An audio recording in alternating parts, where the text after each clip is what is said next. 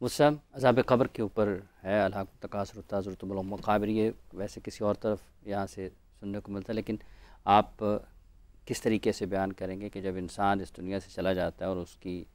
ہماری آنکھوں سے اوجھل ہے، دفنا دیا جاتا ہے، تو اس کے بعد اس کی زندگی شروع ہوتی ہے، اخروی زندگی ہے جس نے کبھی ختم نہیں ہونا ہے۔ بہت شکریہ حافظ صاحب۔ بسم اللہ الرحمن الرحیم، صلی اللہ علی محمد النبی الامی وعلی آلہ واصحابہ وازواجہ وبارک وسلم بعدد من صلی وسلم۔ اللہ کریم نے موت اور حیات کی تخلیق کا جہاں مقصد بیان فرمایا قرآن پاک میں، خلق الموت والحیات لیبلوکم ایکم احسن عملا، کہ اللہ تعالیٰ نے فرمایا کہ موت اور حیات میں نے اس لیے تخلیق فرمائی تاکہ میں دیکھ لوں کہ کون اچھے اعمال کرنے والا ہے۔ اسلام، یہودیت اور عیسائیت یہ وہ مذاہب ہیں جو مرنے کے بعد جی اٹھنے پر یقین رکھتے ہیں۔ دنیا میں کچھ بہت سے ایسے مذاہب بھی ہیں جو اس کے قائل نہیں ہیں، جبکہ ہمیں قرآن کا عقیدہ، اسلام کا عقیدہ یہ ہے کہ انسان جو ہے اس نے دنیا میں جو کچھ کیا ہے اس کا اسے آخرت میں حساب دینا ہوگا۔ جیسے آخرت ربنا آتنا فی الدنیا حسنہ وفی الآخرت حسنہ، اخروی زندگی کا وفی الآخرت حسنہ، جی اس کا بھی تصور ہمارے یہاں بالکل موجود ہے۔ کئی ہندو مت ہے اس میں اس کا تصور نہیں ہے، وہ تناسخ کے قائل ہیں، فلسفہ تناسخ جسے کہتے ہیں، جونی چکر یا واگون بھی اسے کہتے ہیں کہ مرنے کے بعد جو ہے وہ روح اپنا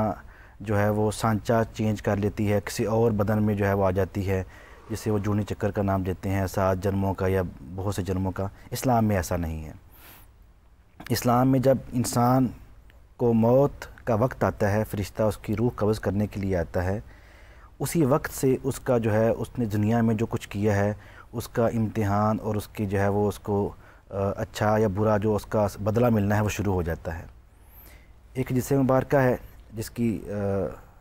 اس کی میں کچھ خلاصہ بیان کرتا ہوں کہ نبی اکرم صلی اللہ علیہ وسلم نے جو ہے وہ ملک الموت سے پوچھا کہ جب تم کسی بندہ مومن کی روح نکالنے آتے ہو تو کس شکل میں آتے ہو، اور جب تم کسی گناہ گار کی یا کافر کی روح نکالنے کے آتے ہو تو کس شکل میں آتے ہو؟ تو وہ اس نے بتایا اور دکھایا، اور جب وہ کسی کافر کی یا گناہ گار کی روح نکالنے کے لیے آتا ہے، ایک تو وہ ڈراؤنی شکل میں بھی آتے ہیں، اللہ تعالیٰ نے فرشتوں کو اختیار دیا ہے وہ جو شکل چاہے اختیار کر سکتے ہیں، اور دوسرا جو ہے وہ مطلب اس کا روایت کا نکلتا ہے کہ جب وہ بندہ مومن کی روح نکالتا ہے تو ایسے جیسے آٹے میں سے یا مکھن میں سے بال نہیں نکال لیتے، پتہ ہی نہیں چلتا۔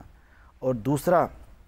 جب گناہ گار شخص جس کے گناہ زیادہ ہوں تو اس کی روح جب نکالتے ہیں تو ایسے جیسے جھاڑیوں کے اوپر جو ہے وہ ململ کا کپڑا ڈال کے اسے کھینچا جائے تو اسے وہ تار تار ہو جاتا ہے، تو ایسے اس کو اذیت اور تکلیف دے کے جو ہے اس کی روح قبض کی جاتی ہے۔ اس کے بعد جو ہے وہ عالم برزخ کی بات آ جاتی ہے، یہ بھی قرآن پاک میں ذکر آتا ہے، فَإِذَا جَاءَ أَحَدُهُمُ الْمَوْتُ، اور آگے إِلَىٰ بَرْزَخٍ يَوْمَ يُبْعَثُونَ، کہ عالم برزخ وہ ہے جو انسان کے دنیا سے چلے جانے کے بعد قیامت تک کے درمیان کا جو وقت ہے، یہ جو گزرتا ہے اس کا وقت، اسے عالم برزخ ومن کہتے ہیں۔ ثقلت فاولئک هم المفلحون ومن خفت موازینہ فاولئک، یہ والی آیات بھی اس کے ساتھ ہے۔ جی بالکل صحیح ہے، تو اسے عالم برزخ کا نام جو ہے وہ دیا جاتا ہے۔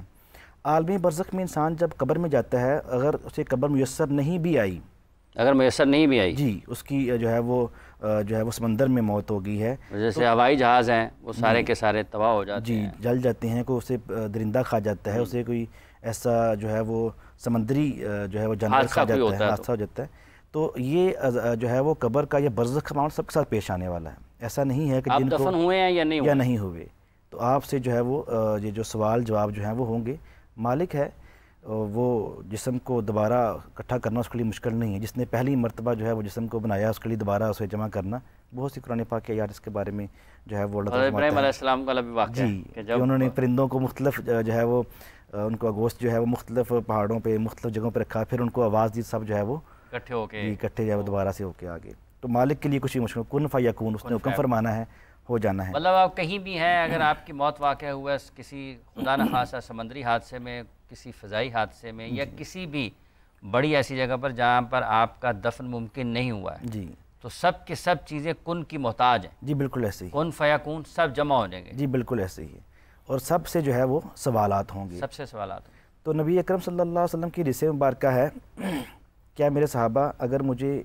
اس بات کا خوف نہ ہو کہ تم اس بات کو سننے کے بعد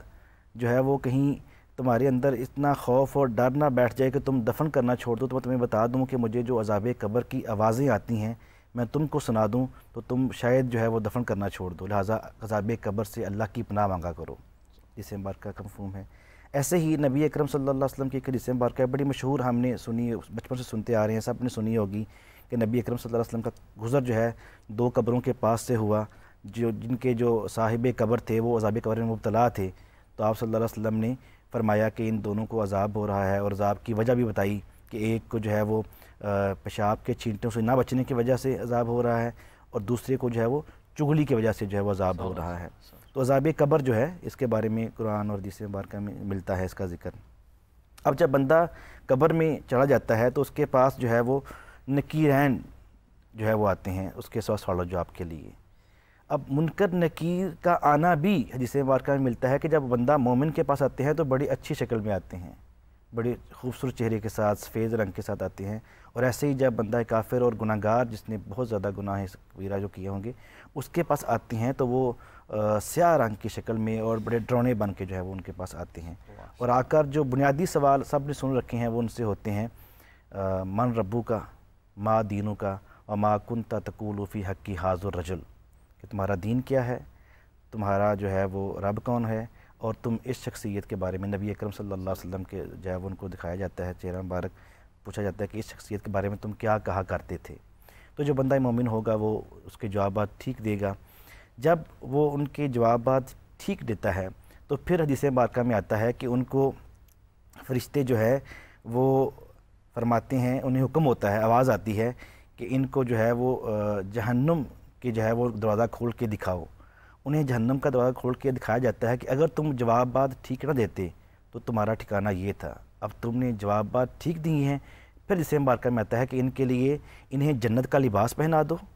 ان کو جو ہے وہ جنتی بچھونا ان کے لیے بچھا دو، اور ان کے لیے جو ہے وہ جنت کے دروازے کھول دیے جائیں، کھڑکی یا دروازے کا لفظ جو استعمال ہوتا ہے، پھر انہیں وہاں سے ٹھنڈی ہوائیں آتی ہیں۔ اور ایک اور حدیث مبارکہ میں آتا ہے قبر سے ہی جب آپ کو دفنایا جاتا ہے اس کے بعد وہیں سے ہی آپ کا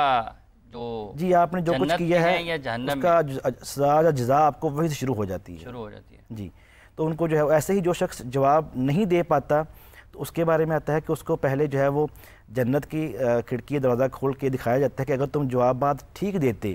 تو تمہیں یہ ٹھکانہ ملتا، اب تم نے جوابات ٹھیک نہیں دیے اور وہ جوابات دے ہی نہیں پائے گا، جس سے بارکہ میں آتا ہے کہ وہ کہے گا لا ادری، مجھے نہیں پتا، ہائی ہاتا ہاں لا ادری، میں نہیں جانتا اس کے جوابات کیا ہیں۔ تو پھر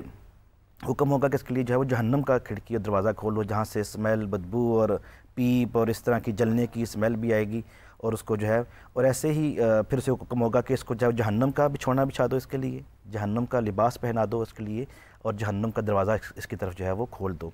اور جو بندہ مومن ہوگا اس کی قبر جو ہے اس کی بارے میں آتا ہے کہ اس کو ایک جگہ ہوتا ہے 70 ذراع، 70 گز جو ہے وہ کھول دی جائے گی۔ ایک جگہ یہ ہے کہ جتنی اس کی نظر کی سماعت ہوگی اتنی جو ہے وہ اس کو کھول دیا جائے گا، اور ایک جگہ یہ بھی ہے کہ جتنا وہ چاہے گا کہ مجھے قبر جو ہے وسیع ہو اتنی اس کی قبر جو ہے اس کو وسعت دے دی جائے گی، اور اس کو جنت کے انعام و اکرام جو ہے وہ قبر میں ہی جو ہے وہ ملنا شروع ہو جائیں گی۔ اور ایک سوال جو قبر میں اور بھی ہوگا وہ ہے کہ مال کہاں سے کمایا،